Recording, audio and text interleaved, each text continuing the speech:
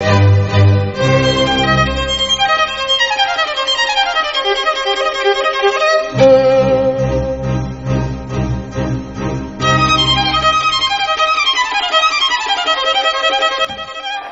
inverno. A primeira novidade daquele mês de dezembro, que nos traria tantos desgostos, foi a revelação do segredo que conspiravam Joseph e Augustine, do qual eu fora barrado com rigor e devo dizer até mesmo com certa rispidez. Meu pai conseguiria o tal emprego em Marsella, o dobro do salário no departamento postal de lá. Deveríamos nos mudar de Arles e isso aconteceria nos próximos meses. Meu pai iria na frente e viria nos buscar depois. Ele planejava partir em algumas semanas, talvez até mesmo antes do Natal, mas não foi isso que acabou ocorrendo. Seria um inverno doloroso de muitas maneiras. No entanto, a primeira lembrança que tenho é de que a sopa de Dona Augustina tomou um aroma mais picante e exótico e ficava mais espesso ao paladar à medida que o tempo esfriava e o céu se carregava de tons cinzentos. Outra coisa foi que o inverno afugentou o Sr. Van Gogh dos cenários dos arredores de Arles e das ruas das cidades e o fez recolher-se ao seu estúdio. Mas não foi só isso. Ele começou a mudar. Talvez porque tivesse ficado sabendo que meu pai logo não estaria mais por perto. Talvez porque as relações com o Sr. Gauguin já não andassem muito bem e os dois vivessem discutindo. Toda vez que lembro desses primeiros dias de dezembro e penso nele, me vem à cabeça um velho tronco de teixo que ele pintou nas margens de um riacho. Um teixo quase seco, mas com uns poucos galhos ainda brotando, e tão solitário, somente grama em volta, e na margem oposta é que ficava o bosque exibindo árvores abundantemente verdes. Este teixo não possuía folhas, a não ser por umazinhas bem pequenas naqueles galhos sobreviventes, e não tinha copa porque o Sr. Van Gogh no quadro a decepou. Vicente estava aqui ainda há pouco. Ali na tela, eu vi uma cadeira e ela parecia tão companheira de quem costumava se sentar nela, tão sólida, confiável, confortável, costumeira. Parecia acolher seu ocupante com a generosidade de uma boa sopa quente. Eu bem que poderia amar aquela cadeira que era tão móvel, tão simples, tão sem torções.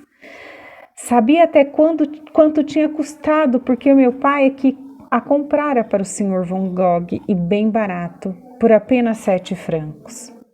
Poderia amá-la também, porque o Sr. Van Gogh, movendo essa cadeira de um aposento para o outro da Casa Amarela, e experimentando-a em todos os cantos, e terminou por pintá-la com tão pouco do entorno aparecendo na tela que poderia ser em qualquer lugar. E mesmo assim, ele não se havia dado por satisfeito até achar um lugar certo.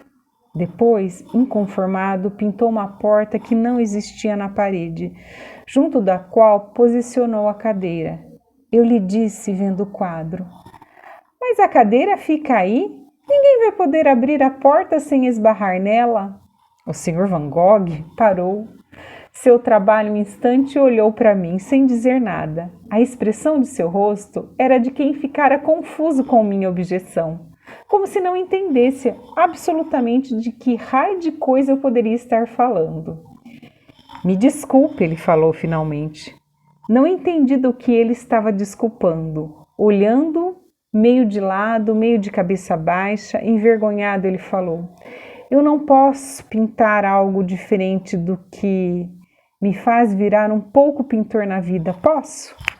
A seguir, esboçou um sorriso, ou melhor, seus lábios se retesaram num sorriso sem convicção, e então retornou à pintura como se nada houvesse sido dito entre nós.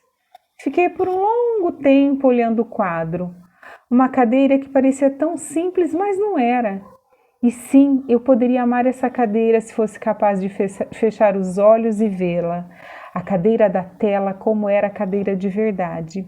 A que meu pai comprou por 7 francos, mesmo com diferenças na tonalidade da madeira e da palha. Mas a mesma cadeira em espírito, ou sem espírito.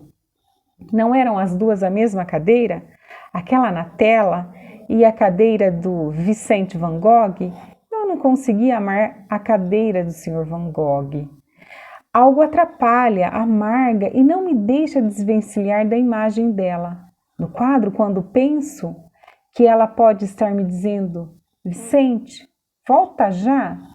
Lá está o cachimbo, o pacote de tabaco, aberto como se ele tivesse interrompido alguma coisa e como se eu estivesse ali olhando o quadro, mas de repente escutasse um simples suspiro às minhas costas, me voltasse e desse com seus olhos penetrantes sobre mim.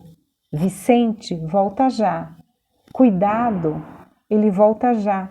Eu não gostava do quadro da cadeira quando a escutava sussurrar. Ainda não gosto. E isso me incomoda, como se doesse não gostar. Sinto-me culpado por não gostar, me desgosta. E isso, mais ainda, me impede de gostar do quadro. Queria olhar o quadro e poder gostar dele em paz. Mas tinha pena do Sr. Van Gogh.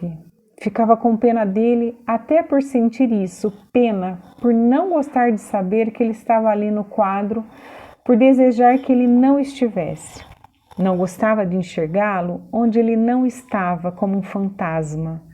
Dava medo, uma fisgada no estômago, vontade de virar as costas, de me afastar. Como em relação à sua mesa de desenho, que ele também pintou com vários objetos sobre ela. Será que eram apenas para compor uma cena? Ou estavam a vela acesa, o livro, as cebolas, o envelope de carta, o cachimbo dele e de novo o pacote de tabaco aberto, esperando que ele se sentasse e enchesse o cachimbo, que o acendesse. Fizeste não sei o que com as cebolas e com tudo mais. Eram coisas que ele largou ali como uma maneira de dizer: Vicente está aqui em algum lugar observando você. Ou como na cadeira de Gauguin, eu o via lá também, o Sr. Van Gogh, carente e ávido, naquela vela que aguardava como quando se colocava uma vela no peitoral de uma janela, enquanto alguém de casa não chegava à noite. A vela era ele, a dor do Sr. Van Gogh estava agora presente em todos os quadros. Eu acho que sei por que o Sr. Gauguin acabou indo embora. Ficamos por aqui e na próxima semana a gente volta com a segunda parte do capítulo No Inverno.